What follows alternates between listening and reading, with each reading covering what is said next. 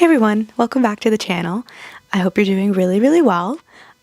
Today we are going to be talking about my March TBR and what I'm going to be reading for March.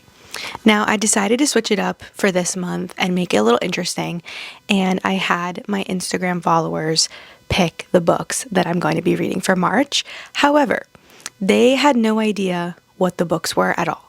So I pretty much just put a poll on my Instagram stories and associated certain emojis with certain books, and people voted for which emojis they wanted. And now we're going to see what I'm going to be reading for March. And I'm very excited about it. So let's get right into it. Alrighty, so the first set of emojis that I put on my story are these, and I tried to pick emojis that maybe didn't represent the name of the book or the title. So I tried to do it based off of the cover or maybe the vibe of the book. That way, if people caught on to what I was doing, they wouldn't automatically know what the books were. I mean, it's no big deal if they guessed what the book was, but I tried to give it more of like an element of surprise kind of vibe. So the two books that go with each emoji are Graceless Heart and The Night in the Moth. And I was really excited to read any of these two. Graceless Heart is more of a newer addition to my TBR, but The Night in the Moth, I think, was on my TBR last year, but like really at the end of the year. They're both fantasy, and I was really excited to read both, so I was like, let me see which one they're going to pick. And let me just double check this. Yeah, so it ended up being a 50-50 between both books. And so I guess that means I get to pick which one I want to read. And so I've had some time to think about what book I want to read because it's been a couple days into March already. So I think I'm going to go with Graceless Heart as one of the books I'm going to read in March, just because I've already read a Rachel Gillig book. I've read One Dark Window and Two Twisted Crowns, which are phenomenal. And I'm really excited to read this new book because I've heard this one's really good too. But I feel like I'm in the mood for a new author and a new vibe. So I think I'm going to end up reading Graceless Heart and picking that as my book for March. Obviously, I will get into The Night in the Moth eventually, but I've already been in Rachel Gillig's world, and I feel like I'm ready for something new, a new author, a new vibe. So one of the books for March will be Graceless Heart. Alrighty, so the next set of emojis were these, and again, all these books are books that I'm really excited to read. I just couldn't decide which ones I wanted to start first or maybe prioritize for March. And the books that correspond with these emojis are Bury Our Bones in the Midnight Soil and Mona's Eyes. Now, one is a fiction, I believe, and the other is, I want to say fantasy, or I don't even know. Is Bury Our Bones a fantasy? I think so. But Bury Our Bones, I actually soft DNF'd in 2025. I tried reading it, I think in like October, and it just wasn't my vibe. I wasn't ready for it. And the writing just like wasn't hitting me at the time, but I didn't want to give up on the book because I've heard amazing things about it, and it feels like a book I'm going to like. I just need to read it at a good time. And I felt like maybe I'd put this into the mix and see if maybe the universe is telling me that I need to read it now. And Mona's Eyes, obviously, I've been really wanting to read. I'm pretty sure it was Barnes & Noble's Book of the Year for 2025. So it's like advertised everywhere. And I am really in like an artwork mood since I read The Da Vinci Code. So these are the two in there. And the book that won is Mona's Eyes. So I'm extremely excited about that.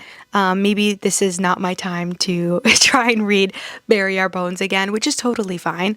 I will definitely pick it up in the future, and I really do want to read it this year.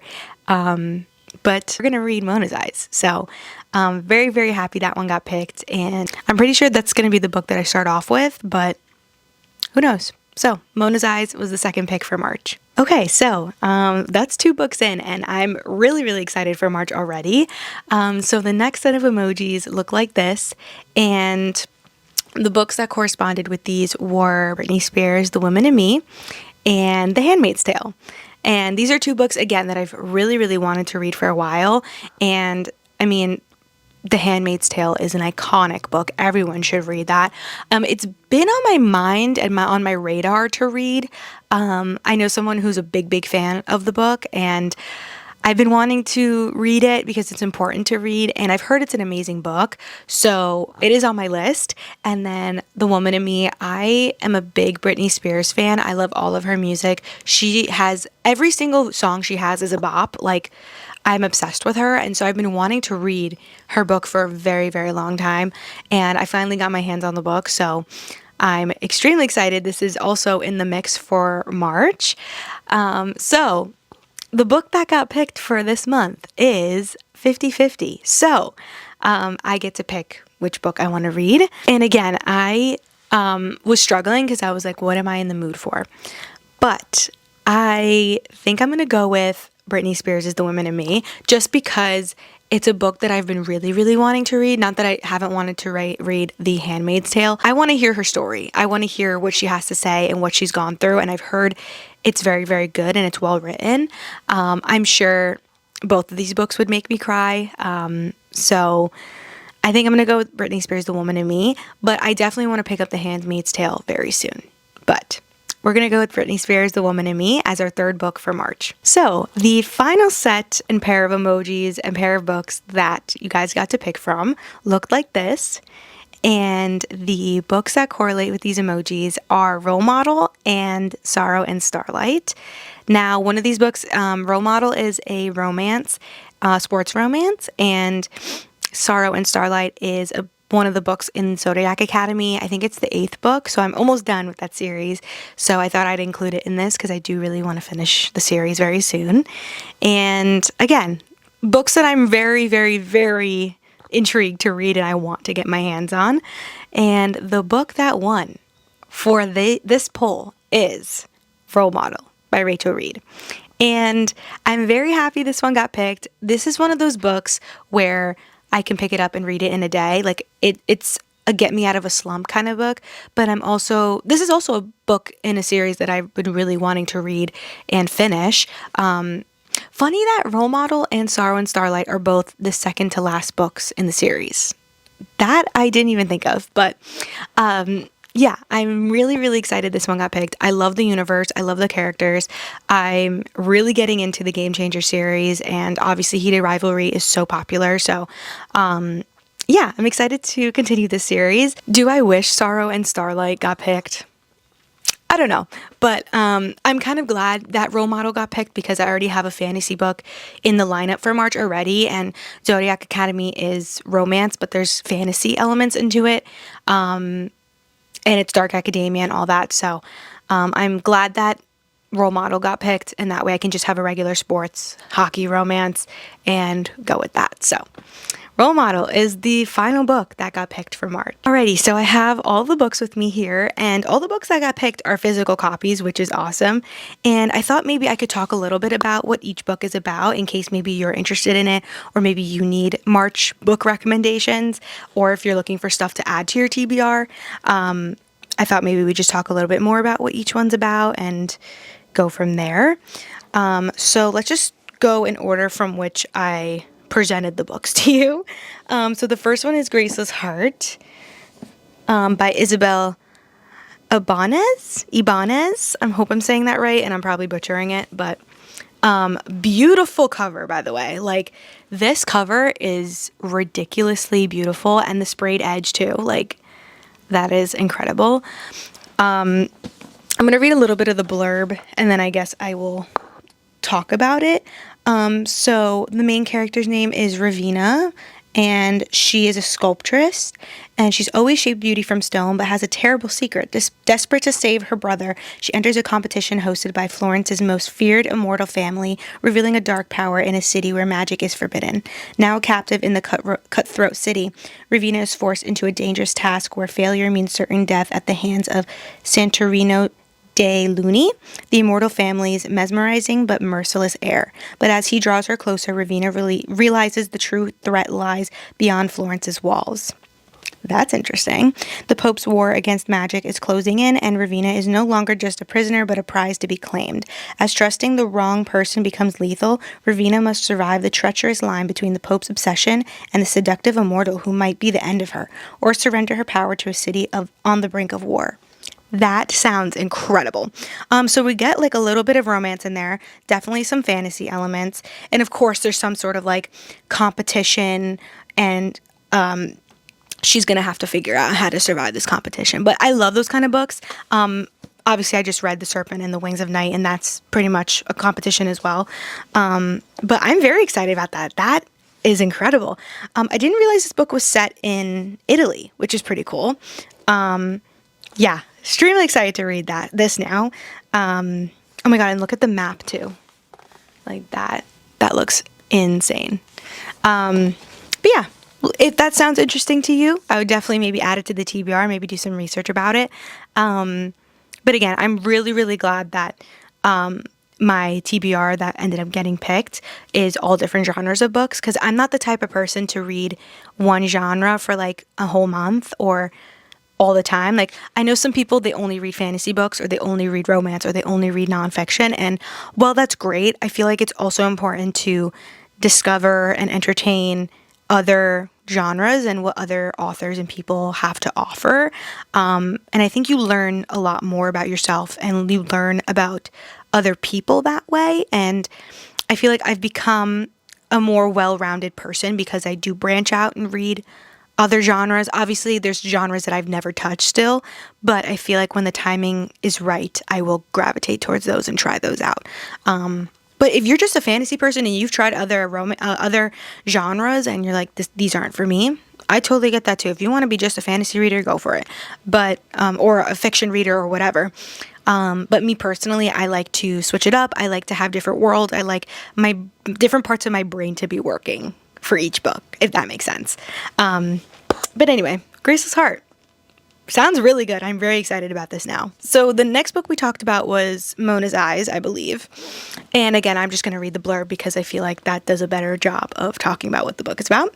Every Wednesday, Henry picks up Mona after school and takes her to see a great work of art. Just one. A different masterpiece every Wednesday for a year. 52 weeks of consummate beauty before the beauty vanishes from Mona's sight forever. Together, Mona and her grandfather will experience a full range of emotions. Their enchantment as well as their sadness will be complete. From Botticelli to Basquiat, Mona will discover not only the power of art, but also the meaning of generosity, doubt, melancholy, loss, and revolt. Each week, a new work of art, and each week, another step toward an open-hearted embrace of life. Oh my god. Mona's Eyes is Thomas Scheller's American debut. It arrives after having top bestseller lists across Europe. That sounds incredible. So yeah, I remember reading that blurb when I was checking the book out, because this obviously got picked for the book of the year, and I was like, oh my god, this is literally perfect, because I literally had just finished Da Vinci Code and I was so mind blown by it, and I was really intrigued by finding out the history of the artworks and little meanings behind things. And I actually have visited France when I was 16. We went like instead of having a sweet 16 birthday, my parents took me to France. And also that was my final year of taking French. I took French for like 5 years, from 6th grade all the way to 10th. And so that was kind of like my last hurrah with French, and also acted as my sweet 16 party / gift, which was so fun. I loved going to France. And I've been to the Louvre, and I've been to all the places like the Eiffel Tower, all that. So reading Da Vinci Code, I was like, wow, like it's taking me back there, and the descriptions were so great. And so there's a certain level of like emotion and attachment you have to a book when you've been to that place that the book is describing. And I can't ever replicate that feeling again reading that book. But I just finished Da Vinci, and then I walk into Barnes, and then I see this, and then I read it, and I'm like, this is literally what I need right now. And I love the cover. And I love that she's also named Mona, like the main character, because obviously like one of the most famous paintings ever, Mona Lisa.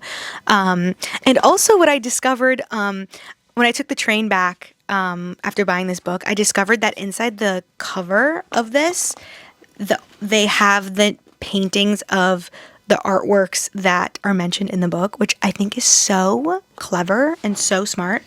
So it lists all of the books that are mentioned it lists all the artworks that are mentioned in the book, so you can have a visual to each one that's talked about. So definitely when I read this book, I'm going to be taking this off and looking at each artwork that she gets to discover. I'm super, super excited to read this. I feel like it's going to be a very emotional book, and I feel like it's going to take me on a journey, and I feel like I'm going to learn so much reading this, and it sounds incredible. So I'm very excited to read this. I think in my head and in my heart, this might be my first book that I reach for March, but we shall see. I still have some time to decide, but yeah, that's Mona's Eyes.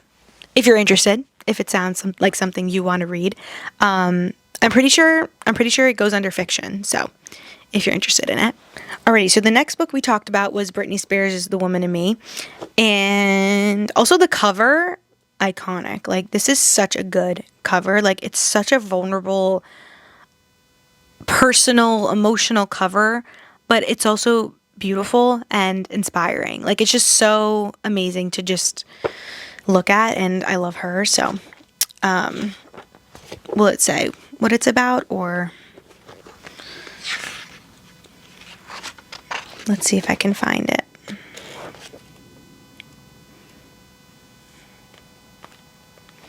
Oh, I don't know if she talks about what the book is about.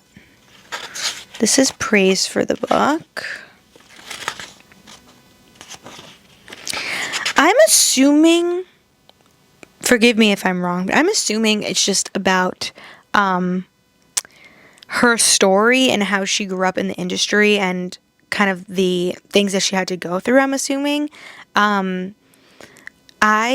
like I said, I'm a big fan of Britney Spears, and I feel like with all the things that have happened to her and the way she's persevered through it all, I feel like it's very inspiring and it's very strong, and I really wanted to read it. I was very interested in what she had to say, and I'm really glad this one got picked. Like, genuinely, I'm so glad. It's not a long book, which is awesome. But yeah, I'm excited to see what she has to say. And I feel like these kind of books are so important. I feel like sometimes you look at celebrity books or like celebrities that write books, and they just gloat about how amazing their life is, and they just talk about all the amazing experiences they've had. But when a celebrity or someone who is well known in the industry or in the world, they become strong enough and vulnerable enough to open up about their hardships and the things that they've gone through, I feel like everyone can learn a little bit of something about themselves, or just learn about how it is to sympathize and empathize with people. And I feel like it also just helps us feel closer to her and feel like, oh, like, I understand what she's going through, and I can maybe not understand what she's going through, but I can understand how she's feeling and how that can feel stressful or whatever. Just like when I read Jeanette McCurdy's I'm Glad My Mom Died, like, nobody knew she went through that. Like, nobody growing up watching her knew that she struggled like that, and she had to endure that kind of behavior and that relationship with her mom. So I think it's very eye-opening, and I feel like it's a good reflection process, and it gives you a way to reflect on that. And it also, most of the time, these books are really for the person, and it gives them an outlet to express their emotions. It's kind of part of like the grieving and the moving on, is writing everything you feel and what you went through and what you learned from that, and then just putting it on paper and sending it out into the world and being like, it's out there and it's done. So I'm sure she felt immense relief after releasing this book, but I'm very excited to read it, and I'm also very, very glad this got picked. So I don't know when I'll read it in March, but I'll probably pick it up very soon. So, alrighty, and the last book was Role Model by Rachel Reed. This is the second to last book in the Game Changer series. I'm pretty sure she's coming out with one more book after the last book, and it's also Shane and Ilya's book as well. But let's see who this one is about. The hits just keep coming for Troy Barrett. Traded to the worst team in the league would be bad enough, but coming on the heels of a messy breakup and a recent scandal, Troy just wants to play hockey and be left alone. I mean, relatable. He definitely doesn't want to work on his online presence with the team's preppy social media manager. Oh, this is going to be good. Harris Drover can tell standoffish Troy isn't happy about the trade, but Harris doesn't give up on people easily. Even when he's developing a crush, he sure is one-sided. And when he sees Troy's smile finally crack through his grumpy exterior, that's a man Harris couldn't turn his back on if he wanted to. That sounds incredible. Suddenly, Troy's move to the new team feels like an opportunity for Troy to embrace his true self and for both men to explore their growing attraction. But being together behind closed doors is one thing, and for Troy, being in a public relationship with Harris will mean facing off with his fears once and for all. That's incredible. Yeah, I mean, look at the cover. It's so cute. There's going to be a dog, because there's a dog in there. Yeah, I love these books. I feel like the relationships are really great. The characters are really great. They each have their own personalities. I think as the books go on in the series, they keep getting better. Her writing gets better. I think the characters get more fleshed out and developed, and the chemistry between the couple and each relationship gets better and stronger, and you understand why they would fall in love with each other. I love it so much. And I feel like they get more creative too, like a hockey player and their social media manager. Like, that's kind of sweet. But yeah, very excited to read this one as well. You would think that, like, reading a book about gay hockey romance or gay sports romance, you can't relate to anything. Like, as a straight woman, like, I read these kind of books, and you would think that, like, oh, what is she getting out of that? What is she learning from those kind of books? Like, how could you possibly relate to that? And I don't think it's about relatability. I think it's just about opening your mind to other possible romantic relationships and what other possibilities could be. And I think it's also important to learn the struggles of the people around you in your community. So it's very eye-opening to me. And also, you would think that I don't relate, but the things that each individual character goes through, like the things they say sometimes and the things they go through, I'm like, oh my God, like I'm also like that. Like in the last book, there was something about how a character said that they don't like to drink or get drunk because they don't like the feeling of not being able to control what they're saying, what they're doing. And I literally had to take a deep breath, and I was like, that was explained perfectly. That is exactly how I feel about drinking. Like, I don't really drink that much, and if I do, it's very little because I don't like the feeling of not being able to control what I'm saying and what I'm doing, and I like to feel control of my body and feel conscious. And so when I read that, I was like, oh my God, like I get it. And so again, like, it's not necessarily about relating to or understanding the relationship necessarily. It's just about hearing another story, hearing a love story, and hearing how the characters fall in love and their journey together, and each individual character and their development, and how they develop and progress as characters as well. So yeah, if you're someone who's not gay and not male, it doesn't matter. Like, you can read books like this and still find joy in them, still find meaning in them, still take away something, which I think is important. So yeah, I'm extremely excited to hear their story. And like I said before, these books are like so good that they're kind of just watching. It's like watching a TV show because you just binge, and I just keep flipping and flipping, and it's so good. You just want to see what happens. It's very easy to read, very easy to understand. The writing is super great, keeps me entertained. How many pages is this? Like 300-ish pages, so not terrible. But I'm excited to see what their story is. I try to go into these books not doing research on who the characters are and what their story is beforehand, because I feel like with like the first two books, because I watched the show and I was already introduced to those characters and their story, when I read the books I was a little bored and I was just not as entertained. But as the other books I've been reading, as I read the other books and I haven't heard their stories yet, I feel like I'm just getting more intrigued. So anyway, so yeah, Role Model. Extremely excited to pick this up. I think I'm going to pick this up like later in the month when maybe I'm in a slump, or maybe I need something quick. Maybe I don't want to like invest too much, and I just like invest too much time and just like flip through it really quick. So, Role Model, Rachel Reed.